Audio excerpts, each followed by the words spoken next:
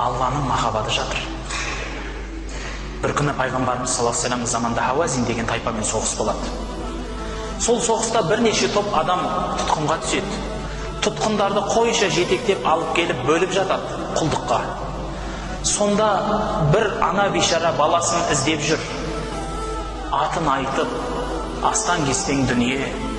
Бір уақытта тауып алып, баласын иіскелеп, бауырына басып, үстін қағып сипалауда. Пайғамбарымыз қарап тұрып, жанындағы сахабаларға айтыпты: анау ана, егер мен қазір от жақтырсам, сөйтіп сол отқа балаңды таста десем, тастайды ма депті.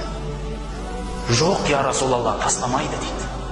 Ондай болса біліңіздер, Аллах та өзінің пендесін дозаққа оңайлықпен тастамайды. Аллахтың махаббаты одан да